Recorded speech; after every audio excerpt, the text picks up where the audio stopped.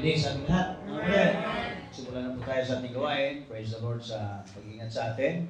At pagbigay sa atin ng pagkataon ulit magkasama-sama. Let us all stand up, please, kapatid, to start with our service this night.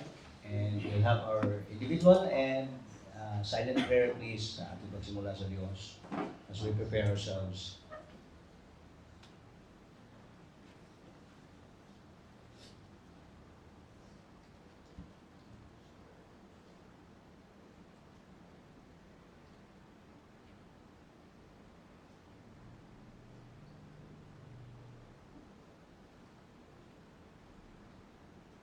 Yan ating brother Nyor, please, sa ating opening prayer, Brad. Tayo tayo mag-pray. Lord, maraming salamat po sa ganito. Maraming salamat po sa kalakasan na binigyan po sa amin sa buong linggo na pag-iingat po sa amin sa bubiyahe, Lord, sa mga trabaho. Mga Lord, sa service ngayon, kayo po muna magabay ang mga mensahe na papakinggan, Lord, kayo po ibigay sa amin ng kaunawaan na may apply pa lang ito ng maayos, Lord. Sa aming pastor, sa kanyang papahayag ng salita, kayo po magbigay sa kanyang knowledge and wisdom na may bahagi po sa amin ng dapat pamadalan sa Panginoon Jesus. Amen. At natigil po sana tayo po yung awit sa ating Panginoon, please. By asking Lord, I wash in the blood. Sing. Have you been to Jesus for the cleansing power? Are you washed in the blood of the Lamb? Are you fully trusting in His grace this hour? Are you washed in the blood of the Lamb? Are you washed in the blood, in the soul cleansing blood of the Lamb? Are you garments spotless, are you white as snow? Are you washed in the blood of the Lamb? Are you walking daily by the Savior's side? Are you washed in the blood of the Lamb? Do you rest each moment in the crucified? Are you washed in the blood of the Lamb?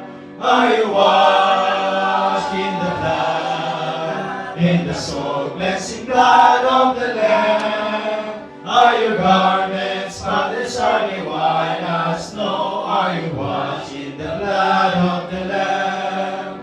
Lay aside the garments that are stained with sin, and be washed in the blood of the Lamb. There's a fountain flowing for the soul and me. Oh, be washed in the blood of the Lamb.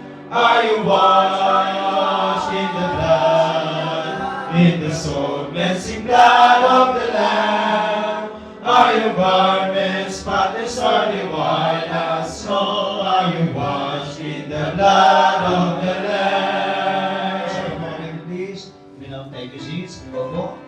Ang tayo muli, redeem. Everyone sing.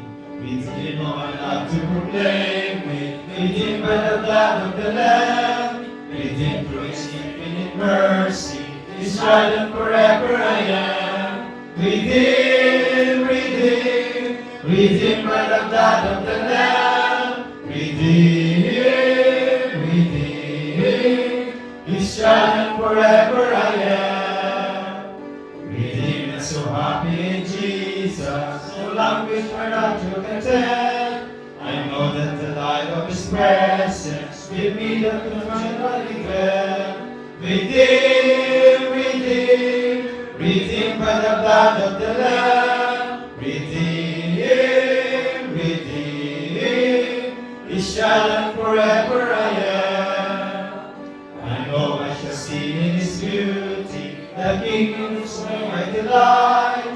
Oh, lovingly guarded my footsteps and given me song in the night. Redeemed, redeemed, redeemed by the blood of the Lamb. Redeemed, redeemed, His child and forever I am. Amen. Salamat po. Magandang ulitin na yun, no? Right. First time na ulan ba? Ang siko na ba ito? O kahapon, no? Pero ngayon, medyo malakas-lakas. Salamat sa Diyos, medyo malamig-lamig na sa labas. Kaya siguro hindi na tayo mag-aircon muna, no? Praise the Lord sa maayos na panahon. Nakatawid din tayo sa sobrang init ng mga nakaraan. Hindi ko lang alam kung ano lang ito, baka low pressure lang o babalik naman sa init. So, salamat naman pa rin sa Diyos sa pag-iingat sa bawat isa sa atin, no? At this moment of time, we're about to hear a special song number from our young people, colleges, and some of our young professionals, please.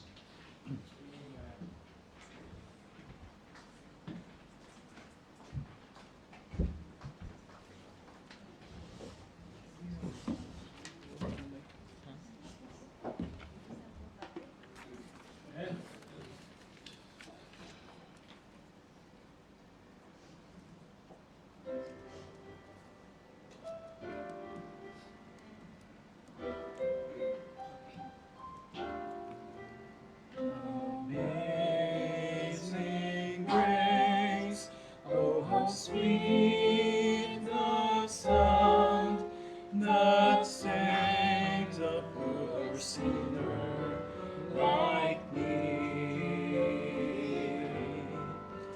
Though once I was lost, yet now I am found. Though I was blinded, now I see.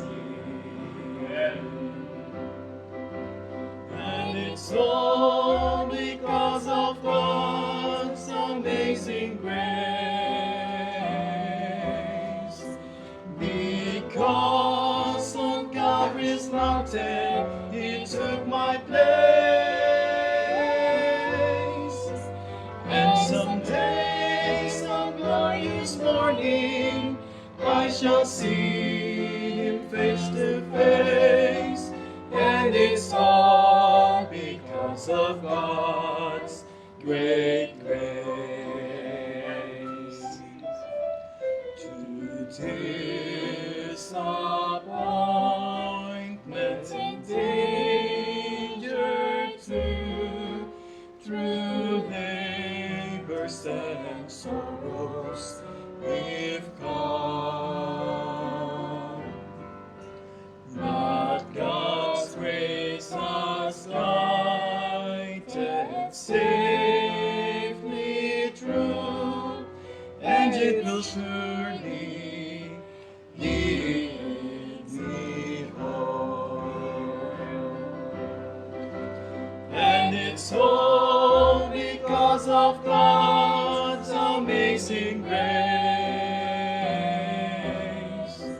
Because on Calvary's mountain He took my place.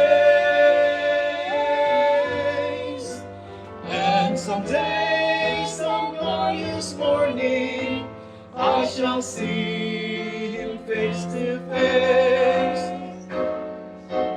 And it's all because of God's great grace.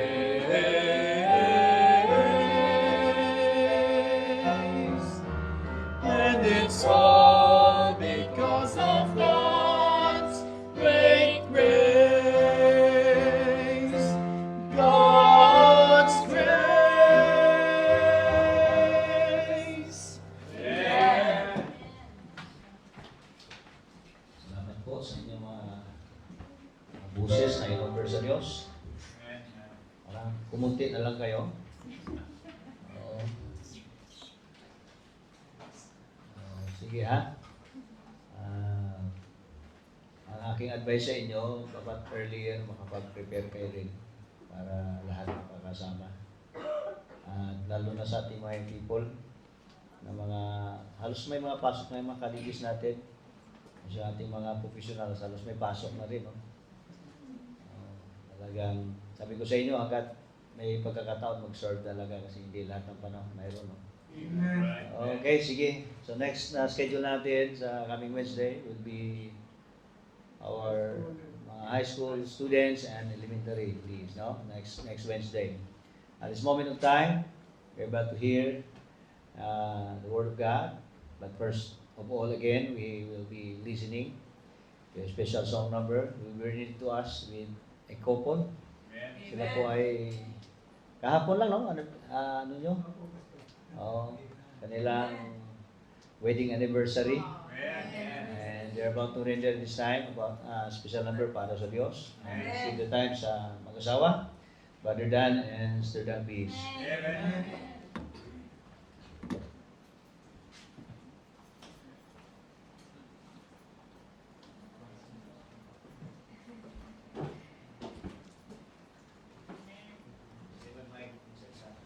Magpasalamat lang po kami muna sa Panginoon sa 35 years pagkasama po namin na kami po ay kanyang ginabayan at patuloy na inalalayan lalo na po sa pang-araw-araw na pagtawid sa buhay pamilya. At salamat din po sa aming mga anak, sa kanilang mga kabutihan at kanilang pagtulong rin po sa amin. Higit sa lahat, salamat po sa church na dito po kami na namumugad, kaya kami po ay nagpapasalamat po ng marami sa kanila. Amen.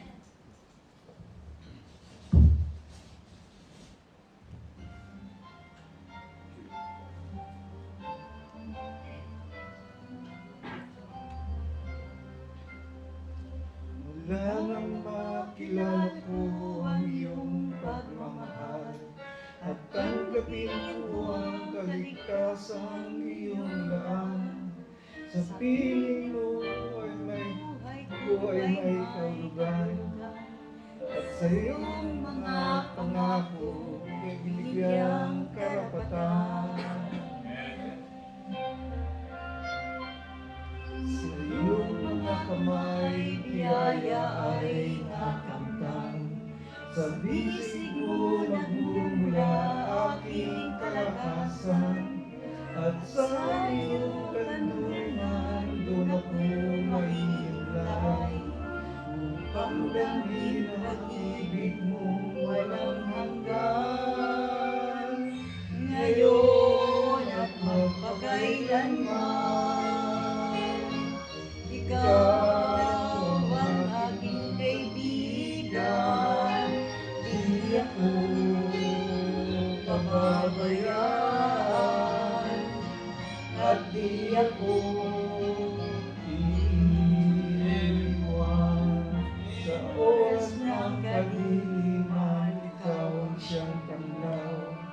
Ligaya ko sa sandali ng kapig-hatian, kalpaan nga kita sa oras ng kaguluhan.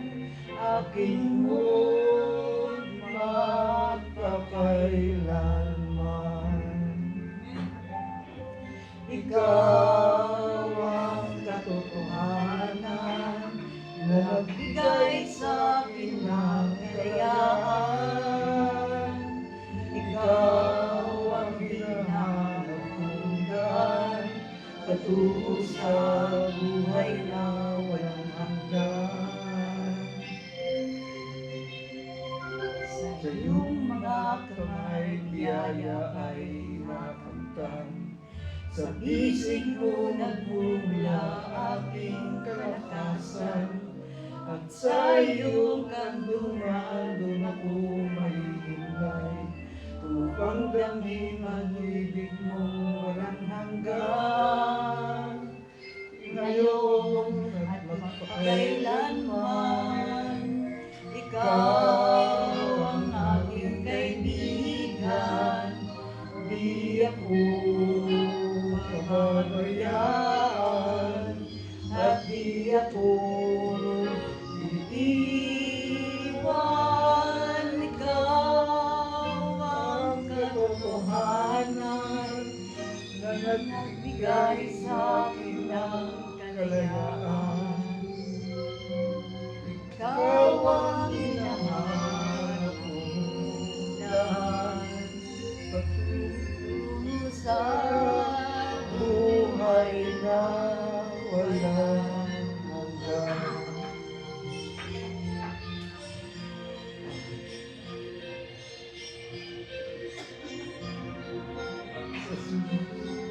Pag-asa ko'y tanging ikaw.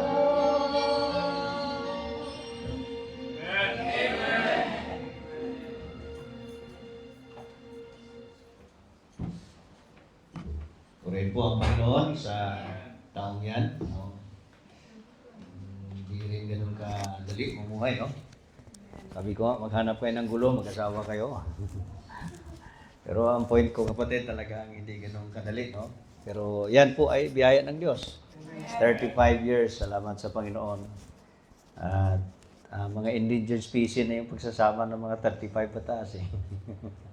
Pero sa biyaya ng Diyos, salamat po sa malaking kamay ng Panginoon na kumikilos lagi, no, sa kalagitnaan ng relasyong mag-asawa. And patuloy natin silang ipag-pray. Amen? Ang Pamilya Pachico, na ang biyaya ng Diyos ay patuloy na makikita sa kanilang buhay at pamilya habang sila ay gagamitin ng Panginoon din, no, sa paglilingkod. And may mga kapatiran tayong may mga karamdaman at hindi natin makasama-sama tonight. And of course, tuloy-tuloy pa rin. Dito po tayo sa Matthew chapter 6, verse 30 to 33.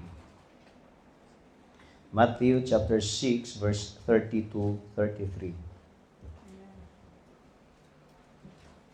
Double check mo, Ma, kung gumagana ang cellphone mo. Matthew chapter 6, verse 30 to 33. Okay, nakita nyo na? Sige. Sabay nating basahin ito. Pwede po ba tayong tumayo? Lahat, please. Verse 30 to 33.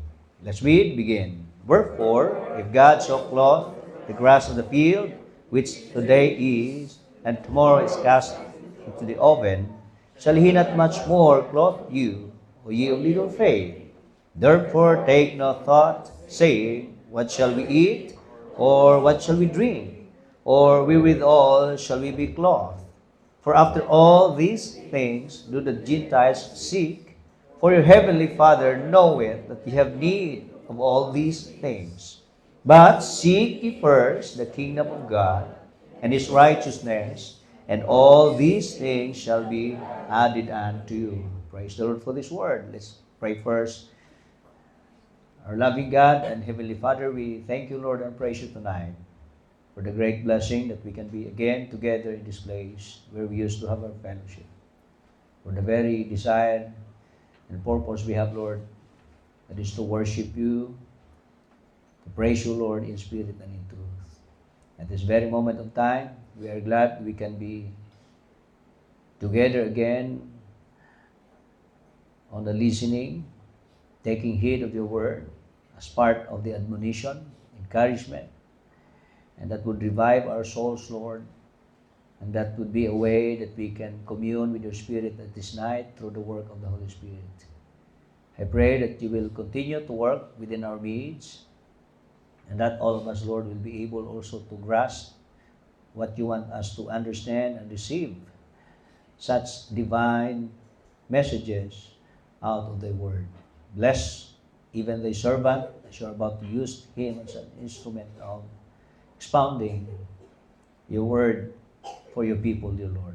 Bless each one of us, and even, Lord, in our heart's condition and mind, we pray that you will continue to work within us by way of cleansing us all from our sins and uncleanness, so that we may be worthy, dear Lord, to present our lives before you, and that we be able, Lord, to receive without any hindrances the blessings we are about to receive this night with your word, Lord. Bless each one of us, even the rest who are listening with us through our live streaming. Bless them also.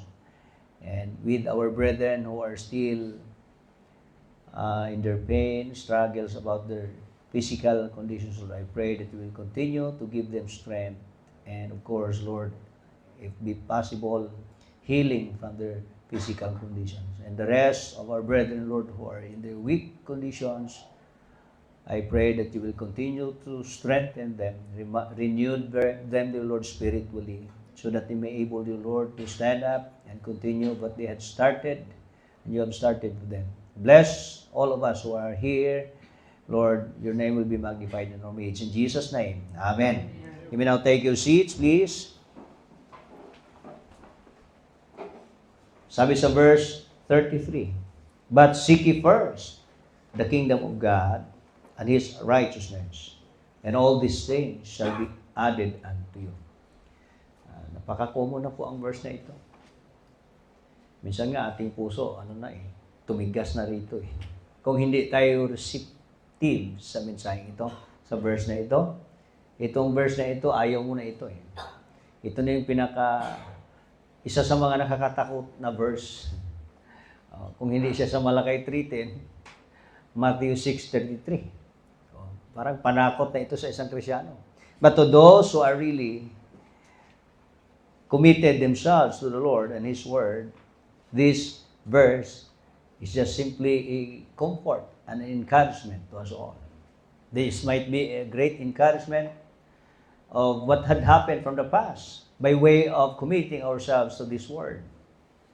God said, "I will add all these things unto you." What are these things that God should just have to add on us? These are just our basic needs. Those are our food, shelter, clothing. God would just have to add this to us. God is just simply telling us that for Him, it is just easy to provide these things. Unlike us all, kapatid, when it comes to our basic needs, nahirapan po tayo talaga, honestly, no? Hindi ganun kadali ang mag-survive sa mundong ito for the sake of the provisions of our needs, basic needs. But God is just so easy. And this is His promise to us all. He is committing Himself. He said, "I will just add all these things, just simply seek me first and my righteousness." Ang verse na ito, kapatid, simple lang po.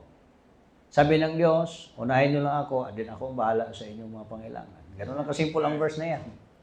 Unahin niyo ako, unahin yung paghari ko sa buhay niyo, make me your priority, and live right. Make me your priority and apply what is right. Then all these things shall be added unto you. Now, if you could just still remember last Sunday morning, kapatid, we will talk about the kingdom of God. Sabi ni Jesus Christ, thy kingdom come, thy will be done on earth, just like it is in heaven. What is that kingdom on earth? Yun po yung mga tao, kapatid, na mag-abide sa Diyos, mag-surrender sa kanilang kalooban sa Diyos. Now, ito po yun, the same thing. Kaya ang book of Matthew is about the portrayal of Jesus Christ as King or the promised Messiah. Kaya when you are reading the book of Matthew, you should see to it that you are a servant, bond servant, and Jesus Christ is the King. Now, kung tayo ay naging bahagi na sa Panginoon, alalahanin po natin, kapatid, mayroon pong hari sa buhay natin at tayo ay mga pinagharian ng Diyos. Now, under sa pag-ilalim, pag-ahari ng Diyos, nandun lagi ang kanyang pangako, commitment, na He is about to add. In other words, kapatid, ang mga pangailangan talaga natin basically, mga additives lang po ito, additionals lang sa ating buhay. Hello? Hindi talaga to ang main line ng buhay, honestly. Kung sa kaharian ng Diyos, titigan nyo, kapatid, ang paghahari ng Diyos. Ang priority doon, it's not food, raiment, and shelter. It's about the King and His righteous ruling. Are you with me? Yun talaga ang flow, ang means and ways ng government ng Diyos. Sometimes it's hard to accept it, wherein we used to live life physical lang. Pero honestly, dapat pag tumagal kayong Kristyano, naunawaan nyo po ito, deep inside, na ang structure ng pagka-Diyos niya sa ating pagkatao, yung kaharian niya po, kapatid, He is the King, and that our priority is not ourselves, not even our needs, but it is all about the King. And what He rules, we must abide in it. His righteous ruling, His righteousness. Kaya nga po, pag inuuna natin ating relasyon sa Kanya, then inaayos natin ang pamumuhay righteously, we are telling God that He is as King and His kingdom is our priority. Then after all, sabi ng Diyos, and all these things that you are needing for, basically, I will just add all these things. Alam nyo, sanay na po tayo sa buhay matagal na. Hirap po ito isalpak ang bersikulong ito sa ating utak na tao. Kahit matagal na Krisyano na, minsan hanggang ngayon nagsastruggle pa. And most of the time, fluctuating po tayo rito. Fluctuating po itong ating buhay. So, God assumes full responsibility for our needs once we obey Him. When we obey Him, it means we are to seek His kingdom first and His righteousness. Then God said, I will add all these things. It means God will take all the full responsibility to provide all your needs as long as you are to obey Him. You are to make Him your first priority and applying what all about His ruling, that is all about righteous living, righteousness. Now, two things na pag-usapan po natin tonight about this message. Number one is the commitment of God towards His commandments or His covenant. Then, the commitment of man. Alam niyo po ba, pag sabing commandments or covenant, promises, this is all about the Word of God. Okay? Now, nung sa kaharian tayo ng Diyos, ito lang po ang mayroon tayong kontrata. Nothing else. Tagal na tayo dito natututo, I hope. Sabi ko nga sa inyo, mas marami tayong natutunan na narinig dito kaysa sa ating pinangsabuhay. Kaya ang every Wednesday, every Saturday, every Sunday na mga mensahe is just simply a reminder. Wala namang bago sa doktrina natin. Naghanap kayo ng new, naghanap kayo ng kakaibang teaching. There's nothing new in here. It's just simply a matter of rotation, refreshment, reminder. Kaya magbasa kayo sa book of Old Testament, sa first 5 book of Moses. Puro lang wala naman doon pinag-usapan ng mga bago. Talagang reminder lang at reminder at reminder.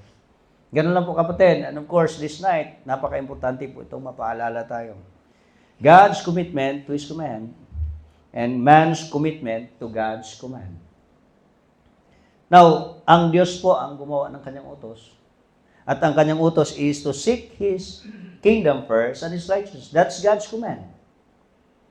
And don't you know, pag ang Diyos utusan niya tayo, He is also responsible to be committed on it.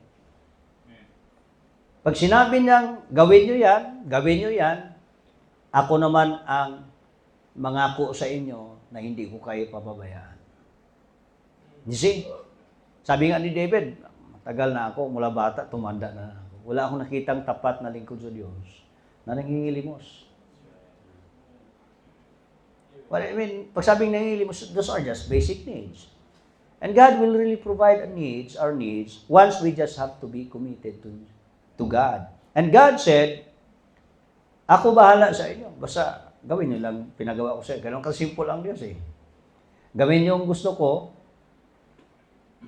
then ako ang bahala sa inyo. Pag sinabi ng Diyos, I will add all these things, sabi niya, ako ang bahala sa inyo. That's His commitment. That's God's promise. It is His commitment. When He commands us to do something, He also committed Himself to do something for you. Kaya pag may inutos ang Diyos sa iyo, may kasama po yung pangako na kung tutuusin, maobliga ang Diyos, gawin niya para sa iyo. Hindi niyo ba naintindihan po yung kapatid? We cannot oblige God to do something because He is the King. But anyway, He stated in His Word na pag may pinautos siya sa iyo, sabi niya, obligado akong i-add ko ang mga bagay na ito. Amen. You see, it's God's full responsibility. Another term is obligation or responsibility to commit Himself on His promise once you just have to do what He commands. Sabi ng Diyos, just seek me first and my righteousness, and all these things shall be added. All these things shall be added. It's His commitment. You see, ang Diyos may commitment sa atin. He is about to add all these things once we just have to seek first His kingdom and His righteousness. We had already proven it in our past years. Anong na-prove mo for the past years? Lagi kang nawawalan dahil hindi mo laging inuuna ang Diyos. Ganun kasi. Yun ang na-prove mo sa sarili mo. Because honestly, you have not proven it yourself from the past many years. Most of the time, you have not proven it that God is committing on what He promised by adding all those things. That never happened. Because you did not what He commands on you. Hindi mo kasi ginawa noon, kaya hindi niya rin ginawa. Supposedly, mayroon tayong proof na witness, kapatid, on the positive side, kung ginawa lang natin previously. Of course, hindi naman tayo pababayaan ng Diyos. Now, it's again the high time. God is still in His throne as a king, and He is still in His commands to seek His kingdom first and His righteousness. Actually, nakakalungkot dito, nagpasakop na tayo sa kaharian ng Diyos, pero hindi natin siya inuuna. Pag sinabi kasing sa kaharian niya, siya ang hari, siya ang masusunod, kung ano ang means and ways and governance, mayroon siya, magpailalim tayo. Ano nga ang kanyang governance? His righteousness. Ibig sabihin, araw-araw, kung nag-strive lang tayo na maging holy, maging righteous, while we are aiming and desiring na maging malapit sa Diyos, to be our priority in life, then sabi nila, ako bahala sa iyo. Nakwento ko sa inyo, kapatid, sa loob ng kaharian, ang hari po ang masunod dyan. Amen. Lahat ng nasa loob ng pader ng kanyang kaharian, siya naman ang bahala, magpapakain, magpabuhay niyan. Kasi responsibilidad ng hari na mabuhay, maalagaan ang kanyang nasasakupang kaharian. Ang responsibilidad ng sa ilalim ng kanyang paghari ay sumunod lang sa kanya. Ganun lang kasimpol. Ganun po, kapatid, ang ating dapat pananaw sa buhay Kristiyano. May Diyos po tayo naghahari sa atin, and that we are under His government. We are to let God to be our King as means our priority and His righteous ruling. Yun ang lagi nating gagawin araw-araw. And God said, all these things shall be added unto you. So, do you really believe that God is able and eager to meet all our needs? Yan ang pinakatanong eh. Akala natin, pinabayaan tayo ng hari ng Diyos natin. At akala natin, hindi niya kaya tayong arugain. Tandaan niyo po, nasa ilalim tayo ng paghahari ng Diyos. Kaya ba tayong arugain ng Diyos? Kaya ka bang pangalagaan ng Diyos? Kung gusto niyang pangalagaan ka, able ba siya and eager ba siya to meet all your needs? So how about when difficulty comes? When your problems are rising, sorrow strikes. Sometimes we wonder why God is allowing those things happening on us. Can we still trust Him? Naranasan niyo man maraming pangailangan? Can you still trust God? Or were there things na nung hirap ng kalagayan, naipit ka na, tapos hindi mo na nauna talaga ang Diyos anyway? You see? The Lord is not only capable of meeting all our needs, He is also able to satisfy the deepest desires of our hearts. Kaya ngang bigay ng Diyos ang pinaka-satisfying need meron tayo, yung kanyang buhay. How much more yung ating basic needs. Kaya nga, isang sampal sa atin yan, sabi ng Diyos sa verse, kita nyo ba yan? Verse 30, O ye of little faith. Wala talaga kayong tiwala sa akin. You see? God is committed to His command. Kung anong inutos niya sa iyo, kapatid, gawin ng Diyos lahat para tuparin niya ang kanyang pangako. Every command of God, there is an accompaniment of promises. We need to learn a deeper principle, and that it is how to focus on our faith when we are under trial. You see, ang Matthew chapter 6, nasa pangailangan po ang taong ito. Nung nasa pangailangan siya, kapatid, minsan nafo-focus tayo sa pangailangan. Hindi tayo na-focus sa ating pananalig sa Diyos. Napapansin nyo ba yon? Pag nasa desperate need tayo or in great problems, most of the time, doon tayo nakafocus. Hindi tayo napofokusan ng, kaya, makapagtiwalaan pa ba ang Diyos during those times? Kaya pa ba siyang makapag-perform as God as He is? Is He still committed to what He promised? Nagbabago ba siya pagdating sa matinding pangailangan mo?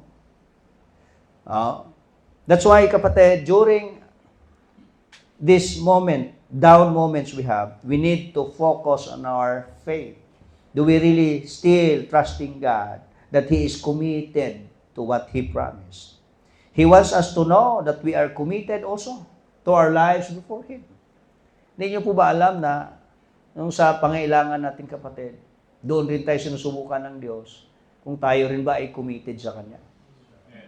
Nire-remind din tayo ng Diyos kung bakit ikaw committed ka rin ba sa akin. Kaya salamat ka rin tayo na hindi tayo ganun kapuno. Like Paul, Lord, tanggalin mo nga ito. Pero sabi niya, hindi ko yan tanggalin sa iyo kasi pag mawala yan, hindi ka na magdepende sa akin. To the extent na ang aking biyaya, hindi na maging made perfect sa iyo kasi hindi ka nakakapit sa akin. Now, salamat sa mga panahon na nahirapan din tayo sa pangailangan kasi doon tayo tinuturuang magtiwala sa Diyos.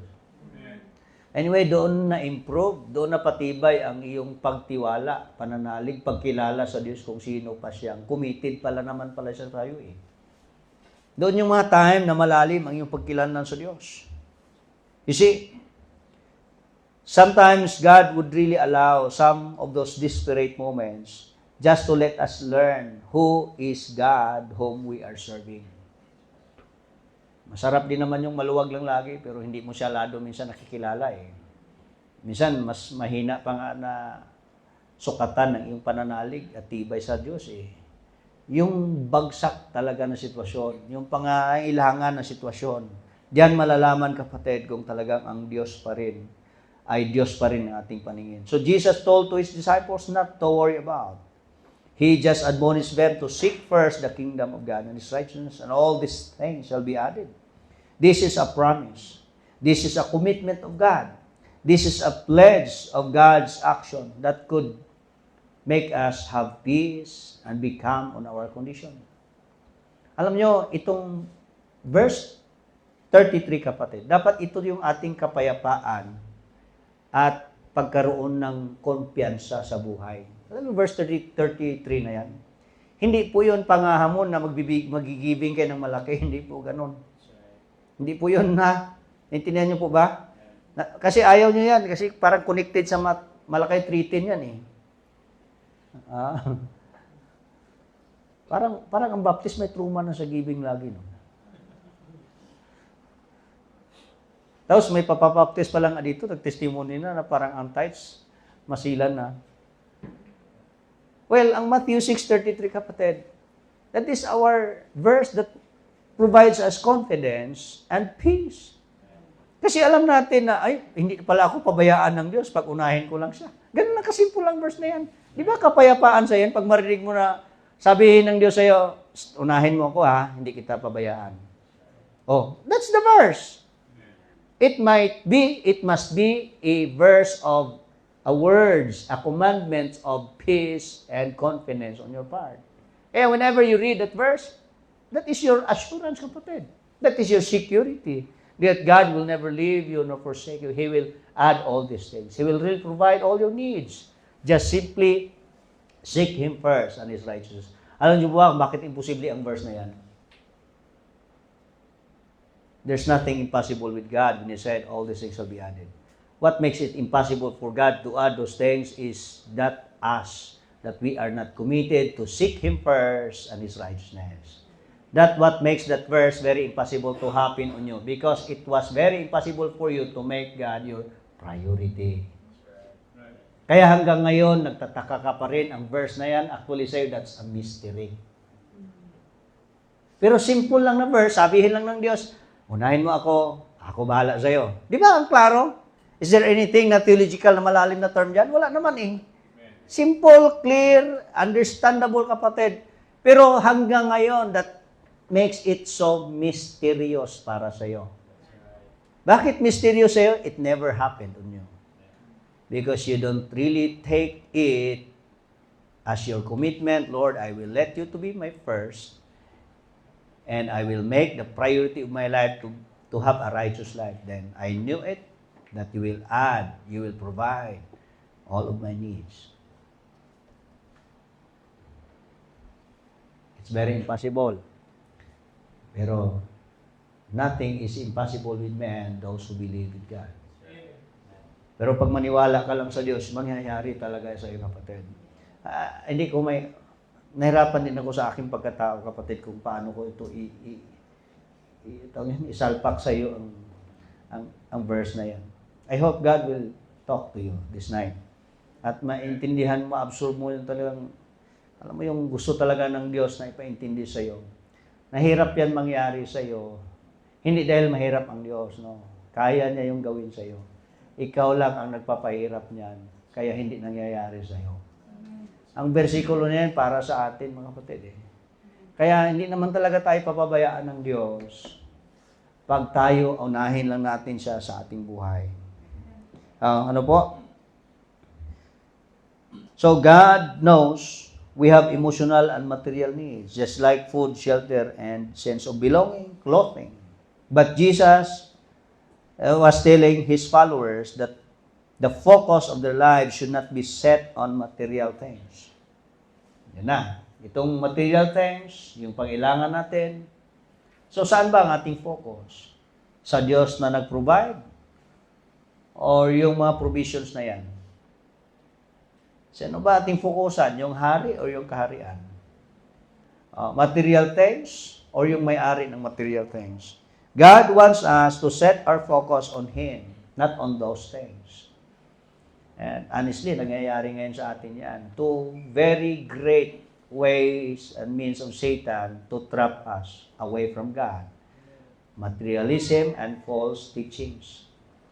Materialism and false teaching. Alam niyo po, ngayong panahon, napansin niyo ba?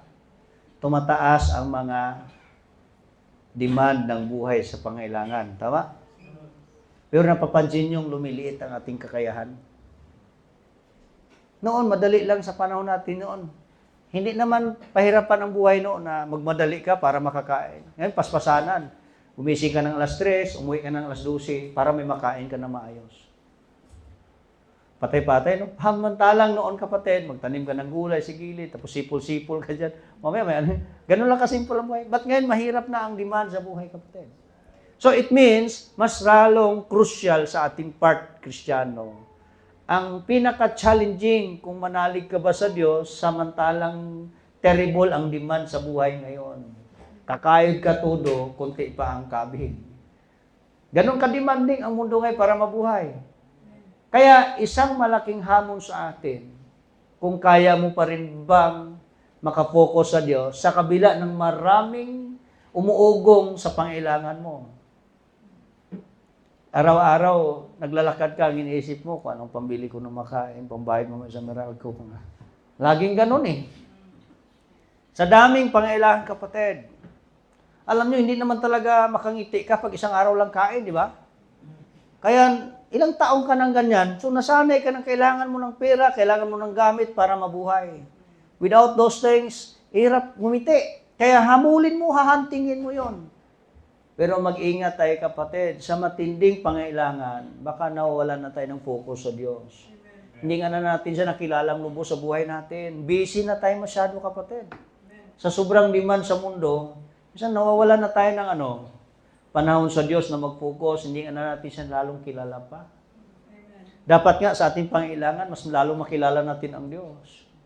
But, it is God's warning. Sometimes our worries about those material things, basic needs we have, would result us to have little faith. O ye of little faith. See? Instead of this, they were set to their hearts on God and His kingdom, and every need and desire they had would be met. Ang malaga lang dito, kapatid, matutunan sana nating unahin ang Diyos na maghari sa puso natin. Then God will meet our needs. Subukin kayo natin yon. Let's try God. God is committed to His commands. God is committed to His promises. God is committed to His word. Alam nyo, when it comes to commitment, there are two things that God is committed to. There are two bases of things about commitment. Number one, the ability of the promise maker to fulfill his promise. if God had committed Himself to this verse, to His word, mayroon ba siyang tinatawag na ability to fulfill? Does God have the ability to fulfill what He promised? Yung promise maker, ang Diyos nangako niya, di ba? Siyang gumawa niyan. Is He able to fulfill it? That's number one. That would qualify about His commitment. So, ang Diyos nag-commit, nangako siya. Committed ba siya sa kanyang pangako? Number one basis na ang tao ay committed when he is able to fulfill His promise. Kaya ang question, ang Diyos ba kaya niyang tuparin ang kanyang pangako? Of course. Then, not just the ability, it's about the integrity of the promise maker. Tayo, sanay tayong kilalang wala tayong integridad sa pangako sa Diyos. Palpak tayo lagi at bagsak sa ating pangako. But not of God. When He promised, He is able to make it. Because there lies His integrity, His character. He is being God. Ayaw niyang mamansahan ang kanyang pagka-Diyos. Kaya mga kapatid, He is able and He is willing to fulfill His promises. Kaya pag ang Diyos mag-commit, maasahan mo talaga kasi kaya niyang gawin ang kanyang pangako. Tapos doon nakasalalay ang kanyang pagka-Diyos sa kanyang pangako. Are you with me? That's why God certainly qualifies both of these accounts. God can be trusted with His commitment. When He said, all these things shall be added unto you.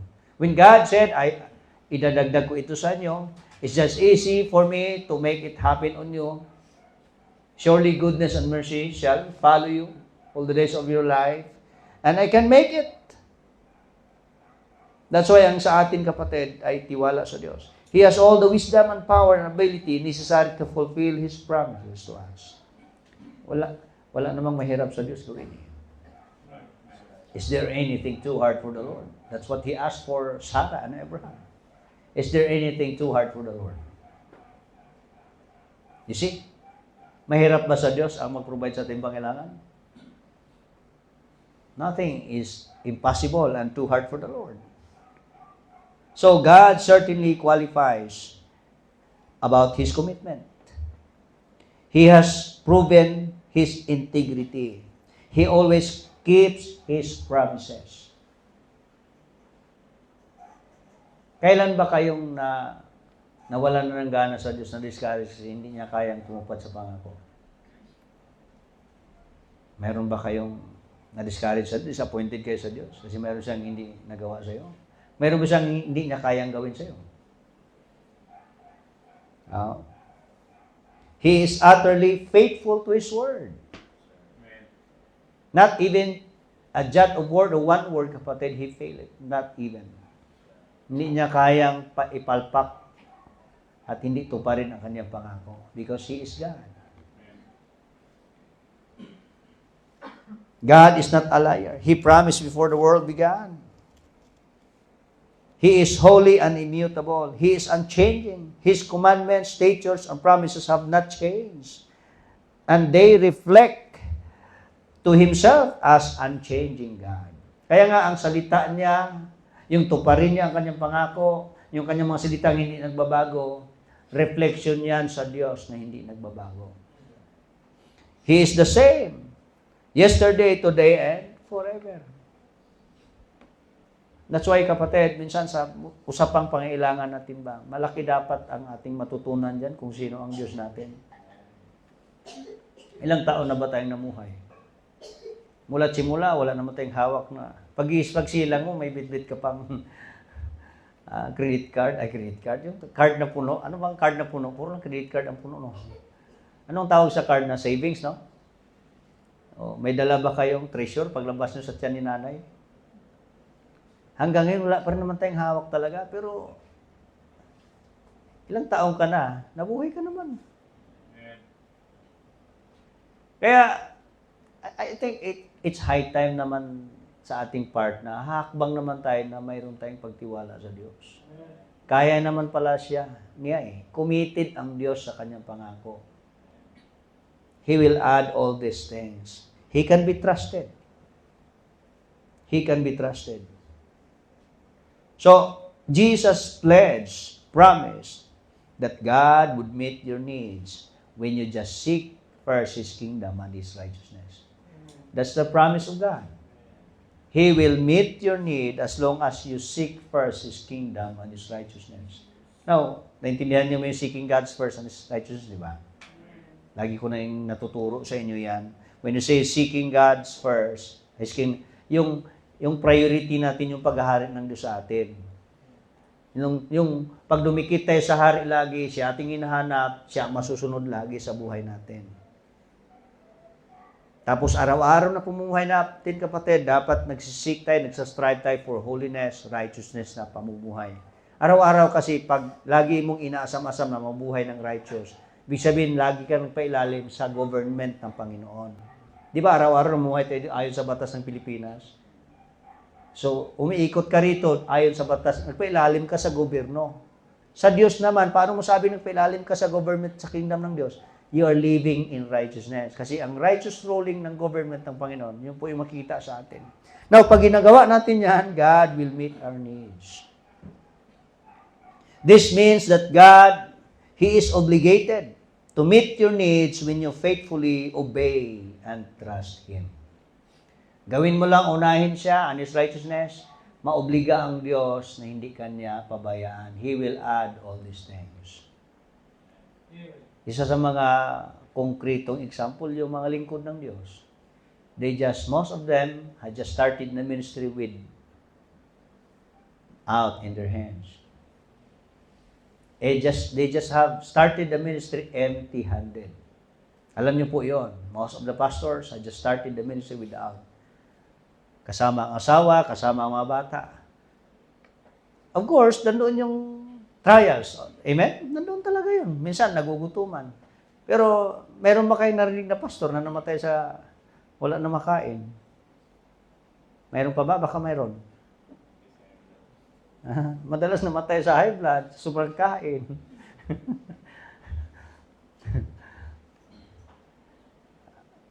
Alam niyo kapatid, ang pastor, wala naman silang kapatid from the start. Pero sila ang mga concrete example na hindi talaga sila pinabayaan ng Diyos. How much more kayo na kumikita kayo, nagtatrabaho kayo, dumidiskarte kayo na may pagkukunan. Pag mag-faithful lang kayo sa Diyos, mas lalo kayo hindi pabayaan ng Panginoon. Kaya ang pastor kapatid, nagsimula, wala naman silang kitaan.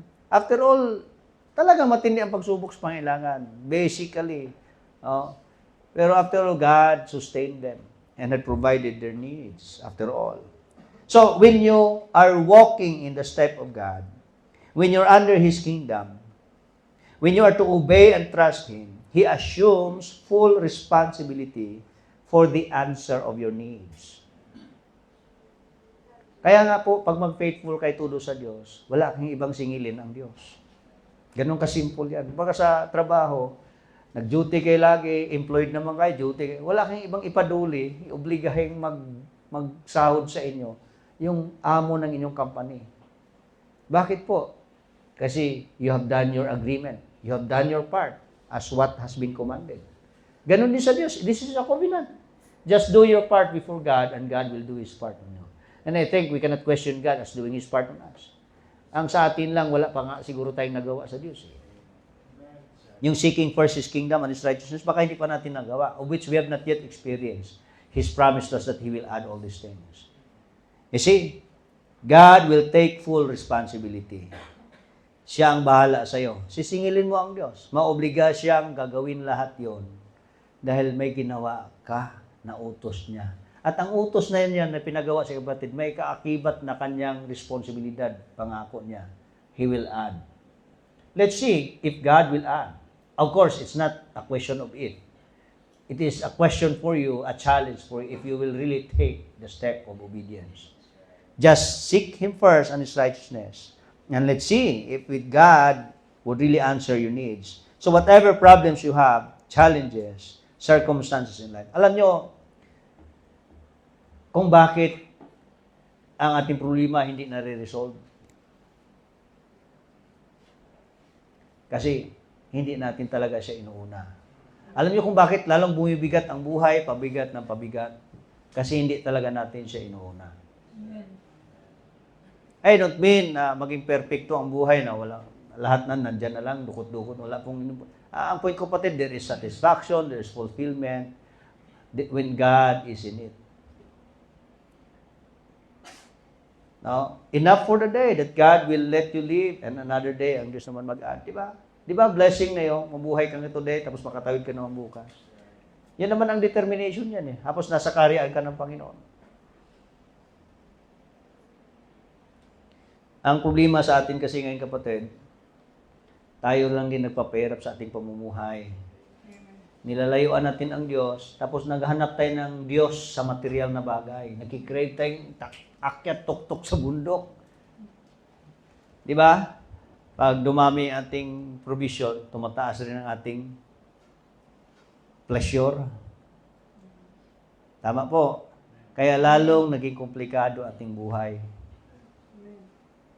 So, ang nangyari, komplikado ang buhay, tapos wala pa sa Diyos kasi nandun na lagi. Nakatali na tayo doon, kapatid.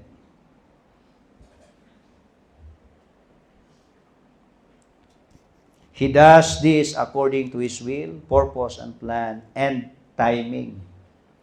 Meeting our needs does not necessarily mean meeting every desire that we have. He may choose to answer our prayers quickly, or He may let us wait for a season. So regardless when the answer comes, it will be perfect and it will be encouraging for us all. Di natin alam kailan ang mga sagot ng Diyos. Of course, ang pinaka-final and perfect na pagsagot ng Diyos sa langit. Eh sa langit, puro ka reklamo rito pagdating sa langit, matahimik ka. Si John the Beloved, no? Grabe siya, pinipiritong buhay, no? But when he saw the heaven open, he closed his mouth. He shut up.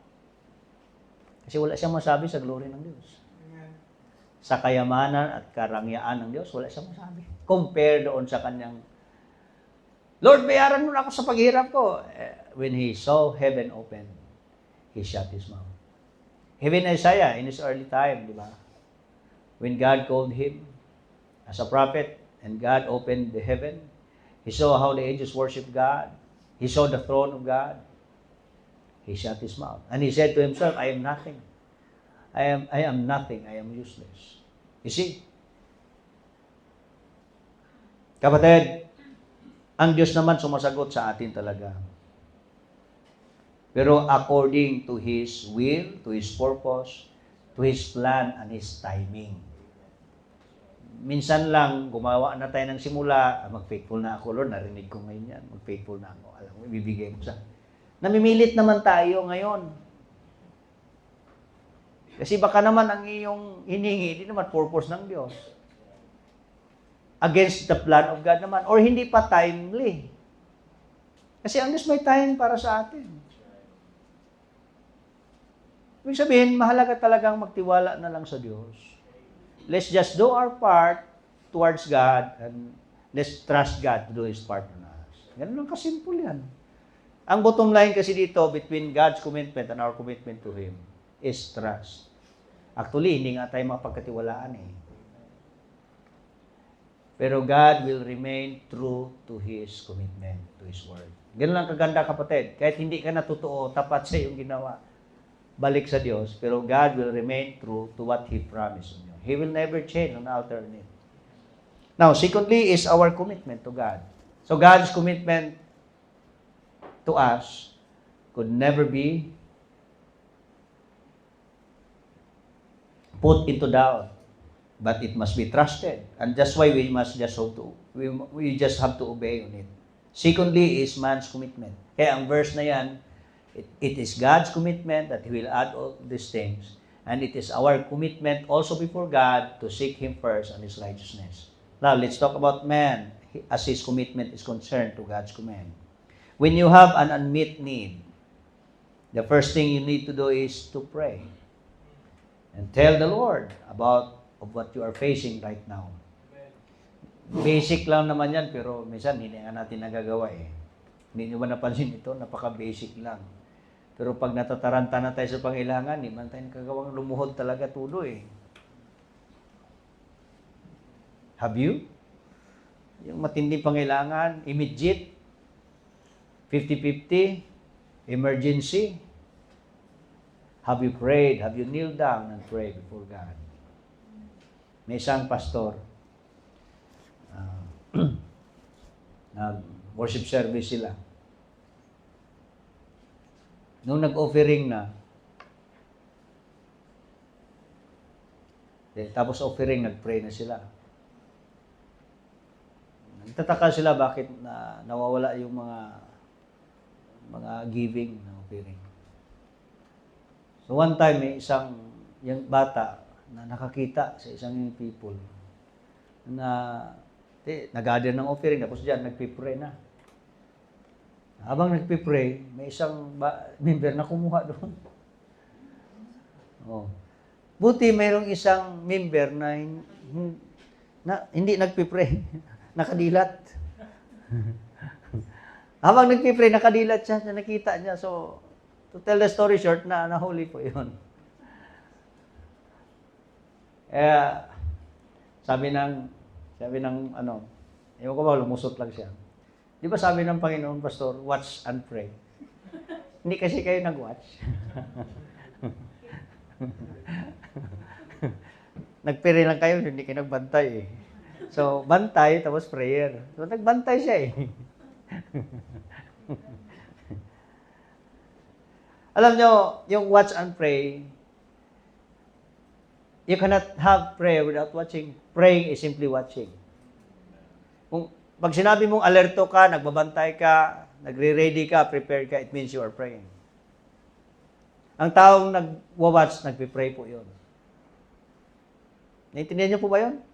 Sabi ng Panginoon, ay, anong nangyari sa inyo? Ba't na kayo natutulog lang yan? Watch and pray. Kasi darating na po, huli ng Panginoon. Dapat alert sila, ready sila, spiritually equipped sila. In what way they are about to be watchful? Let's just have to pray. Kaya ang Kristiyanong hindi prayerful, they are not prepared. They are not prepared. I tell you, kapatid, kaya lagi kang bagsak pag may mga immediate, may mga sudden, uncontrollable na mga circumstance. Palpak ka agad. You cannot respond accordingly as what God wants you to respond according to His Word. You cannot make it. Bakit? You are not prepared. What makes you unprepared? Because you are not prayerful. So, a prayerful Christian is a prepared Christian. Without preparations, there is no prayer in it. Kaya pag wala kang time sa Diyos lagi, hindi ka prayerful. Ako kapatid, wala na. Hindi ka na masyadong binibisitahan ni Satanas at mga demonyo kasi alam na nila eh. Kasi hindi ka puntahan, hindi ka tuksuin, nakukusa ka eh. Alam nyo ang hindi nahirapan sa Satanas ng mga demonyo sa mga taong Krisyano? Yung hindi pala pray. Hindi na sila nahirapan yan kasi kumukusa, nagpapasaway lang yan. Kumukusa, naggumagawa ng hindi kalooban ng Diyos. Amen. Kaya hindi na sila penetrating. Hindi mo na kailangan sunggaban ni demonyo yan. Hindi na kailangan sunggaban yan. Mababagsak ng kusa lang yan. They are not prepared. But those who pray, the strongest place that you can have is the time when you kneel down on your knees. Pinadaw ka matibay na part ng Kristiyano itong tuhod. When you pray. When you pray. And don't you know, prayer is an act of faith? Kaya nga, ang relasyon natin sa Diyos, it must be binded with prayer. When it comes to our needs, mayroon tayong pangailangan, dapat prayer ang na-improve sa atin. Di ba ang dami nating pangailangan sa buhay araw-araw? Ibig sabihin, mas lalo natin pinatibay dapat ating prayer. Kasi it means that we are trusting God. We are just depending on God that He will add all these things. Dapat lalong gumagana ating panalangin. No? Minsan, akala mo dahil may work ka na, may mga source of income ng pamilya nyo, less prayer na, ha? Oy, ingat kapatid. Para bang, di ba, medyo nawawalawan ka ng tinik sa, medyo makahinga ng maluwag na ang hinga mo kasi may provision na dito, may source of income na dito. Uy, okay na. Salamat, Panginoon. Pero, napansin mo ba, patagal na patagal, nagle-less na ang iyong significance about prayer. Wala ka na masyadong prayer. Kapatid, nako, hindi ka na masyadong binisitahan yung Diablo kasi wala, bagsak-bagsak na ang buhay mo Kristiyano eh. No? So you see, prayer is an act of faith. It declares that you trust God and His ability to provide. Kaya ang taong nagpipray, yun yung tao talagang nagtiwala sa Diyos. Kasi ang prayer natin, that is asking God. We are depending on God's provision. That's the way when we pray. It's about faith. Kaya ang taong may tiwala sa Diyos, nagpipray po yun. Yung unang point natin na ang Diyos committed sa atin, hindi mo natutunang magtiwala na ang Diyos ay able mag-commit sa atin. Bakit? Hindi ka nga nagpipray. Yung hindi ka nagpipray, pinapakita mo na ang Diyos hindi siya committed sa iyo. Kasi hindi ka humingi, hindi ka lumalapit sa Kanya. Pinakita mo na, hindi niya kaya yan. Magsipag ako dito, unahin ko dito yung kaya ko. You see? You are just telling that God is not able and He is not committed. Pero yung taong nagpipray, lumalapit sa Diyos, he is telling that God is able and that God can be trusted. He prayed. He allows a need to come so that He can teach you to trust Him in a greater way. Alam nyo, masarap tanggapin ang mga blessing na dumaan sa prayer. Amen. Kasi kapatid, pag may blessing kayo na hindi nyo pinaghirapang hiningi, pinagpray sa Diyos, pagdating niyan, hindi mo i-recognize ang Diyos. Kasi bunga na yung sipag at tiyaga yan. You will never recognize God. So what happened after all?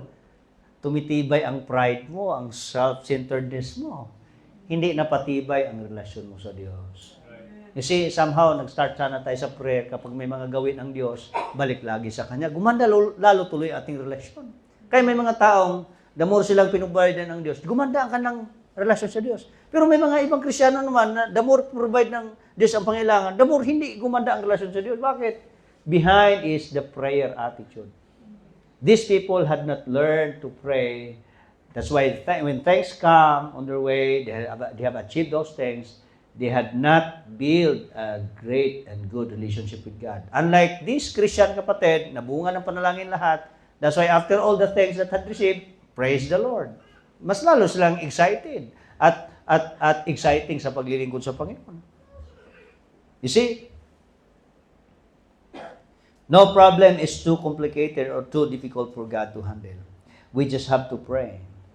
So, how are you responding in midst of your circumstance or situation? Are you trusting Him? Or are you just looking for a way out of the difficulty without discovering what He wants you to learn? Kaya kung may mapangailangan, may gusto ang Diyos ipatuto sa iyo. Start with your knees. Start with a prayer. Or minsan, marami nang nangyari sa atin. Hanggang ngayon, wala pa rin tayong natutunan. Hindi pa rin tayo tumibay kasi lagi tayong umiskapo sa mga pagsubok.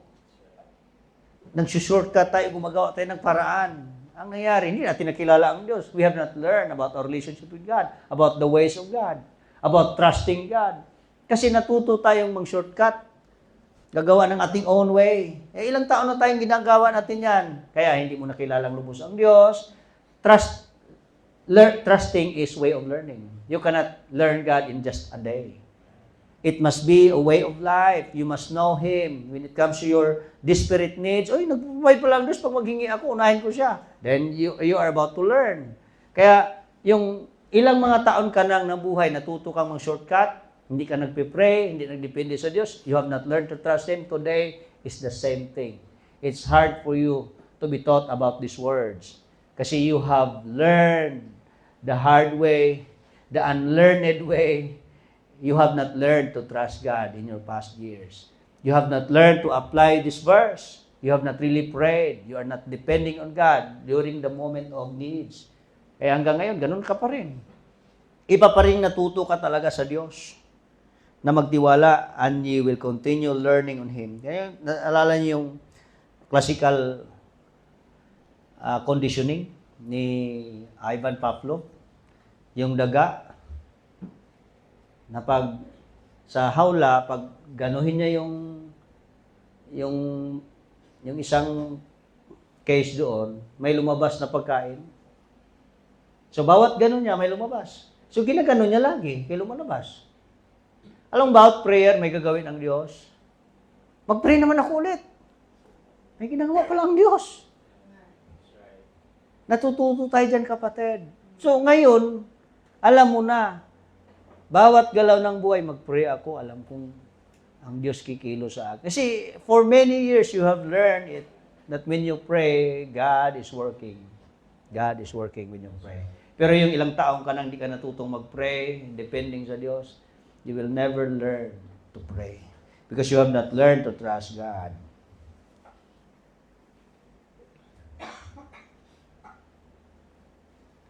One of the greatest desires for us is to learn trusting Him in His wisdom and timing.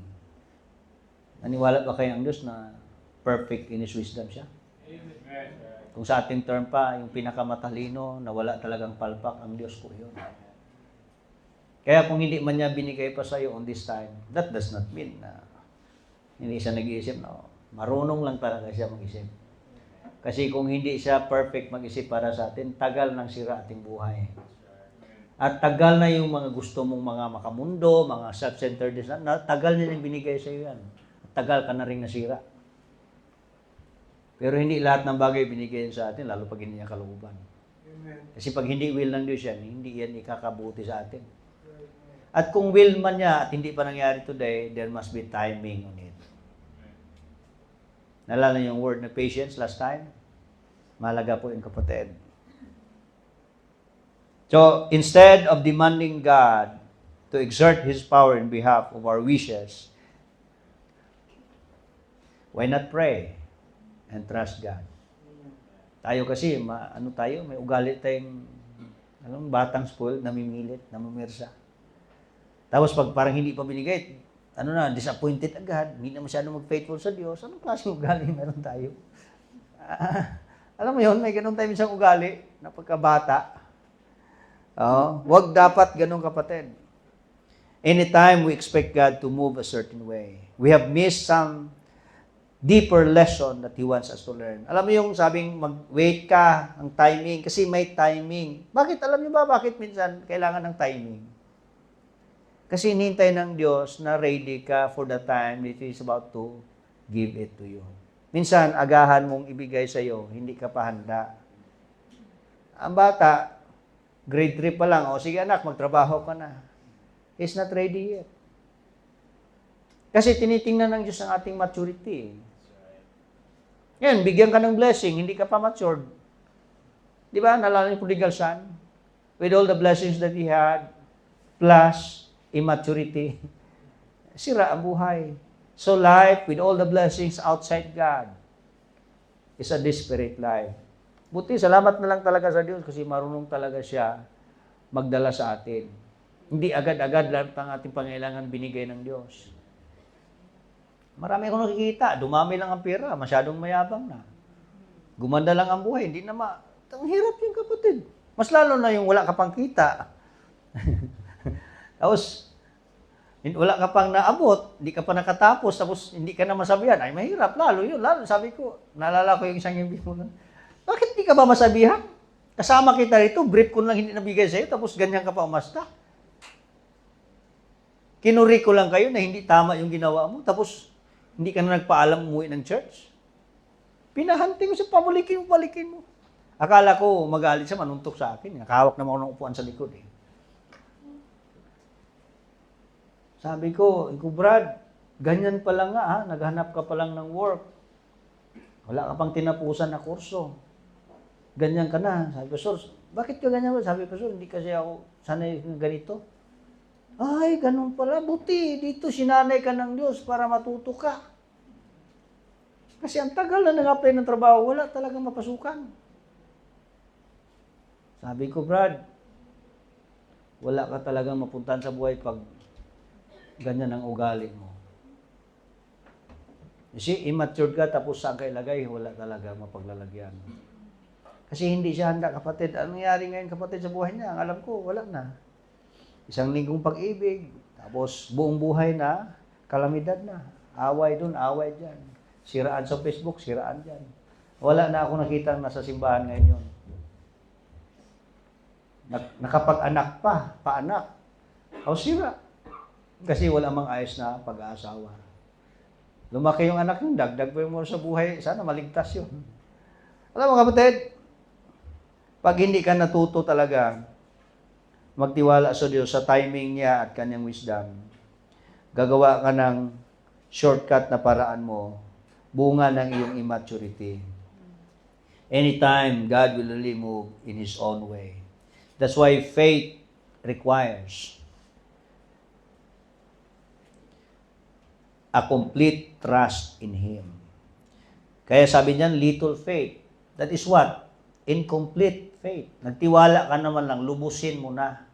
Huwag yung little faith. Complete trust talaga sa Diyos. Even when we do not understand why He allowed circumstance to unfold in a certain way. Minsan, bakit Lord, dumaan pa to sa buhay ko? Mahirap unawain, no? Minsan, may time nagtapat naman ako, lalo pa yan.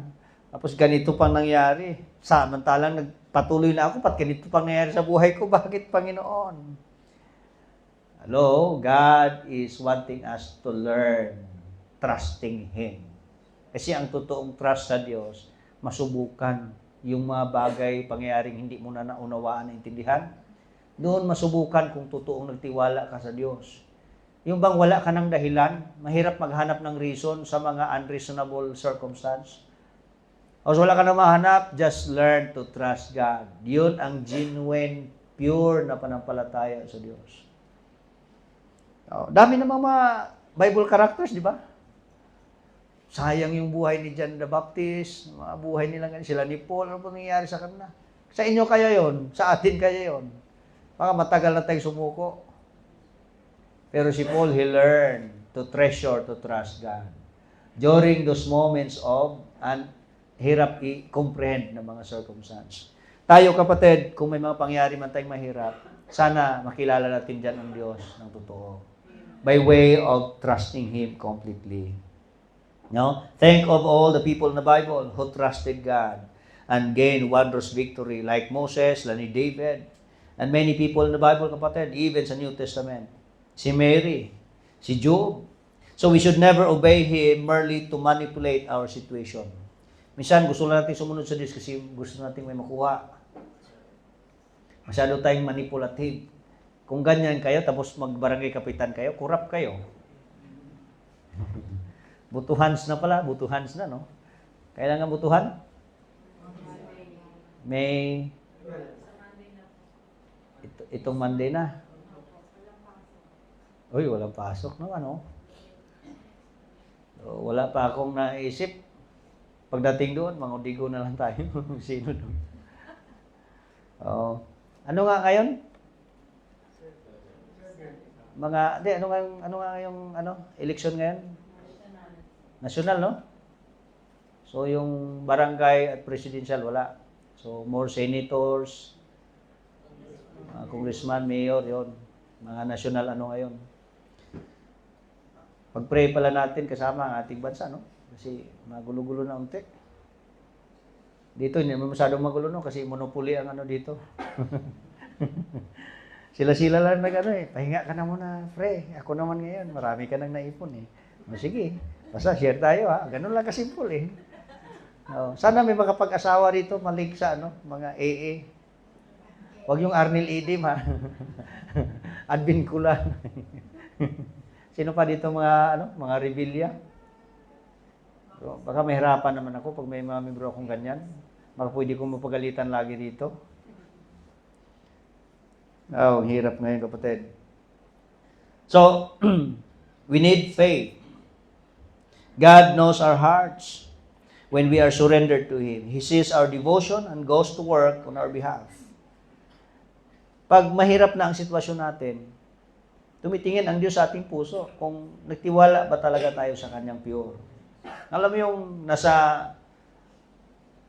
shadow on the valley of the shadow of death. Tapos naglalakad ka dyan, walang-wala ka talaga. Tapos purely, Lord, Ikaw bahala sa akin. Masarap may ganun. Kapag nakita ng Diyos, natutuwa talaga sa sayo. Doon niya nakikita nagtiwala ka talaga sa Kanya. bang naging realidad ang Diyos sa iyo? Kasi naging realidad ang tiwala mo sa Kanya. Sa moment na walang-wala ka na hindi mo na maintindihan pangyari sa buhay mo, but yet, you have trusted Him completely. Yung complete trust doon nangyari yon nung wala ka ng dahilan. Minsan, yung dahilan may blessing kasi manipulative ka, mayroon kang inaasam. Yung wala talagang pinaka-dahilan, that is pure trust, complete trust sa Diyos. Yun ang natutuwa talaga ang Diyos diyan. God calls us to trust Him alone, to meet our needs and to be our total source of supply. Furthermore, the Lord requires that we obey Him as part of our trusting Him.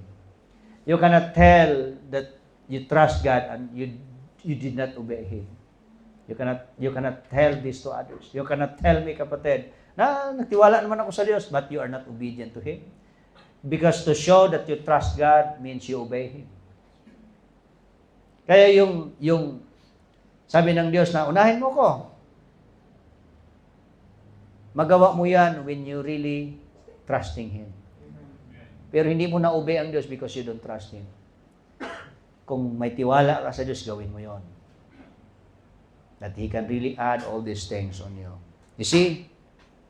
Can you tell Him, Lord, I really trust You completely. That You will meet my needs on Your time, according to Your methods and ways. You want to lay down on your selfish hopes and dreams and desires. Dito na magsimula, kapatid, na mangligpit ka na at lahat na mga gusto mo, doon mo na ipahawak sa Diyos. Ikaw na bahala nito lahat, Panginoon. Diba? Alam naman natin may nagsusupply sa ating Panginoon. Pero naniniguro din tayo. Parating si Judas ba? Yung mga bato-bato na yun. Alam mo yon, naniguro pa rin tayo, di ba? Honest po yan.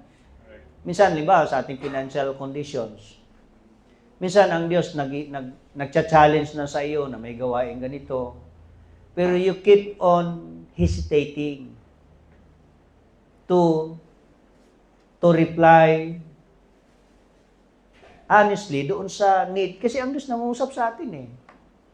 Sa church, tuloy-tuloy ang gawain, may nakitaan kayong pangailangan, tapos meron naman lang kang, alam mo yun, pag ang Diyos mangusap sa iyo, ikaw yung kinokall niya for something to meet up the need.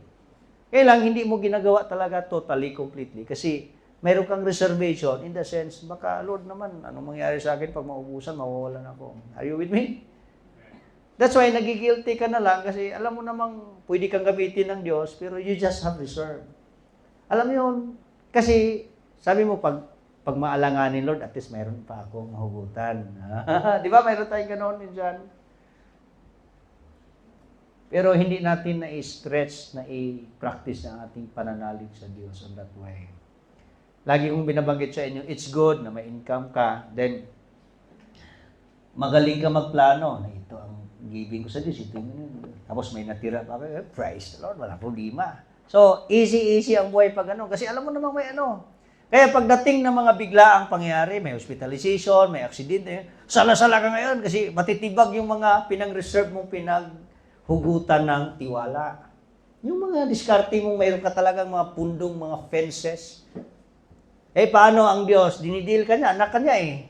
Kaya minsan may mga panahon na alugin ka niya hanggang tatagos doon ang bitak ng tibag doon sa mga natatay, mga napundar na mga pinagkatiwalaan. Kasi may mga reserve ka eh. Kaya dali ka magsala-sala kasi you have not used to trust God. You have used to trust your own ways. Minsan pinaparanas talaga tayo ng Diyos na zero. Alam yung zero kong preaching? Yung zero balance ka na. It's nice to start from zero. It's hard and it's not good to start from 50, hundreds. Maganda magsimula sa Diyos with nothing. To think that God is everything on us.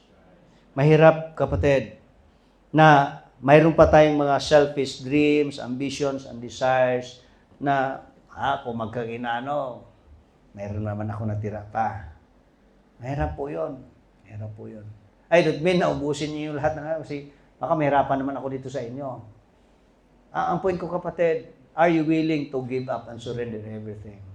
By just knowing that you have learned to trust God, that God can be trusted. Di ba may mga reservation tayo? Anticipations na sa likod ng ating paglilingkod sa Diyos. May mga tinatago tayong bagay na ready, reserve, na kung ano mangyayari ito. Mayroon pa rin ako matakbuhan. You see, wala ka kasing tiwala sa Diyos talaga completely. Learn to trust God completely. Let's see. Because He said, all these things shall be added unto you. I hope this night, kapatid, ang verse na yan clear sa atin. It must be our peace, consolation, and confidence upon telling us that God said, I will add all these things. Just simply seek my kingdom first and my righteousness, and I will add all these things.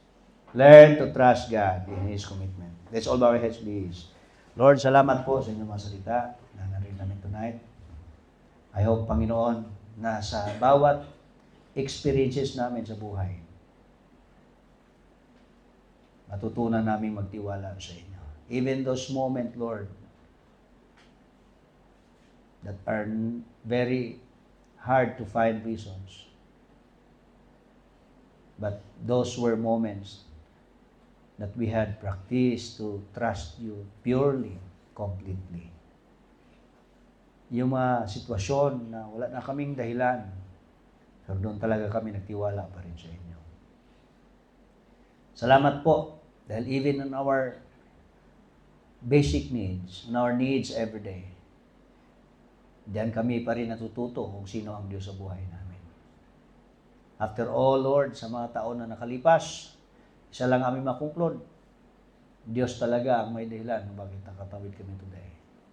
Because from the past years of life we learned and trusted God to provide our needs. And we have just to do our part by way of making God our priority, our relationship with Him, our Christian living by way of applying it by striving to live a life of holiness and righteousness.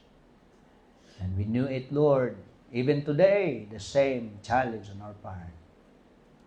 Can we be able to obey you? Because this is a way of showing that we really trust you, Lord. And after all, let's see, and we will see you, Lord, doing and performing your promise to us. Salamat, Panginoon, sa inyong pangako, sa lahat ng inuna kayo, minahal kayo, pinapriority kayo, pinalagan kayo, tinitreasure kayo. Sabi niyo, ikaw ang bahala. And you are responsible. You are to take full responsibility of meeting, providing our needs. Salamat, Panginoon, for this church. We can see and we have seen it, Lord. Sa bawat Krisyano, talagang dinidil niyo po ang bawat isa accordingly. Salamat sa inyong mga salita na nabigay pag-asa sa amin na lalo pang magtiwala sa inyo. Kaya ito mindalangin naman sa inyo sa pangalan mo aming Panginoong Hesus. Amen. Okay. Dadako tayo sa ating pagbibigay, kapatid. Sa Sunday evening, this coming Sunday na po, 11 po yon.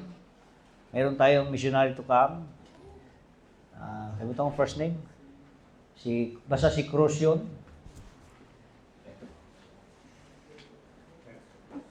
Terzo Cruz. Roberto M. Cruz. Sunday, this May 11, evening service. Dito siya kasama sa atin. Please, bring an extra love offering natin para sa kanya.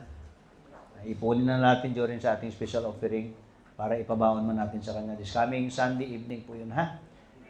And, yan, may mga further announcement pa tayo. Nakalimutan ko sa linggo. Ano pang event natin?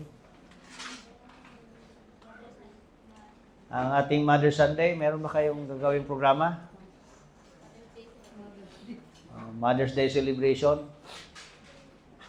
Sa Sunday na ito. Morning.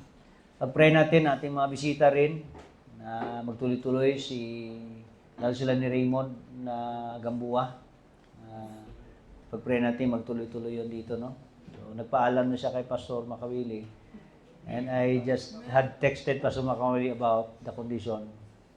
And he said, sige, opo, nagpaalam po yun sa akin. Sige po, pangalagaan niyo lang.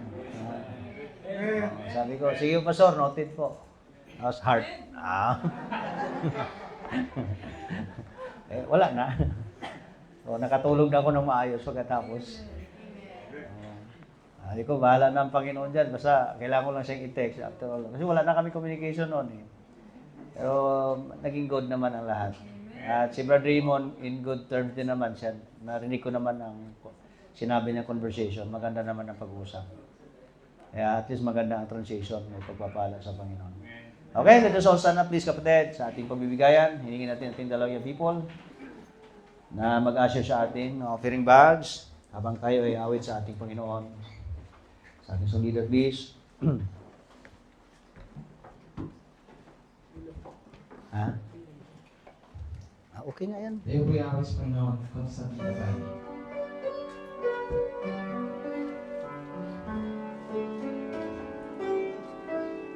In verse 1, C.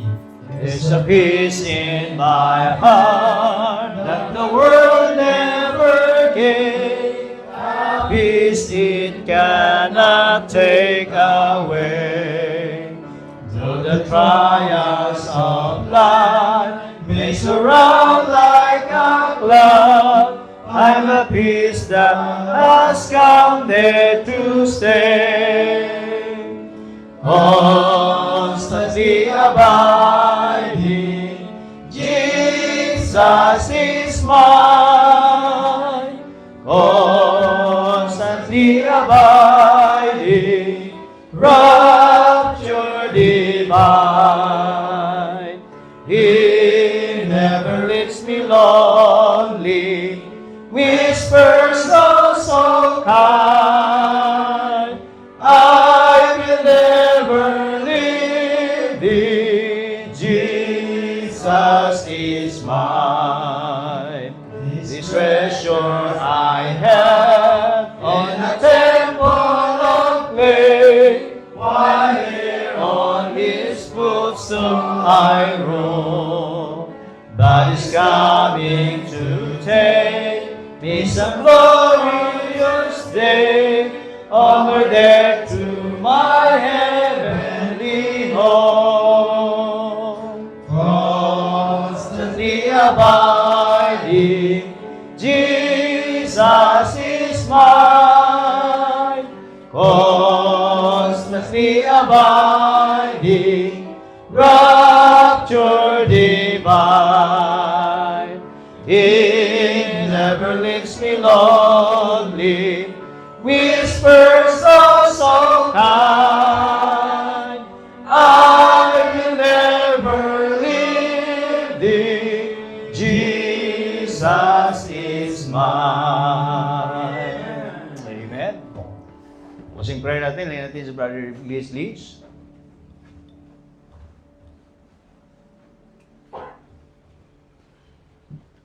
Tayo mabuti manalangin, ang kailangan Diyos sa lahat, sa Panginoon sa biyaya, sa Isulta Panginoon, dito po nag-remind sa amin at pinapalakas sa aming buhay Kristiyano Panginoon.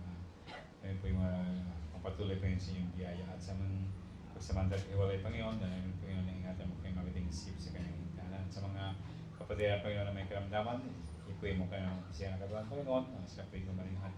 Mga gamot na kailangan ititake, angkop po sa pangailangan. Ito lahat ng sa Kristo. Amen. Responsible siya, ingat tayo sa ating pag-uwi. Salamat po. Akala ko hindi, akala hindi.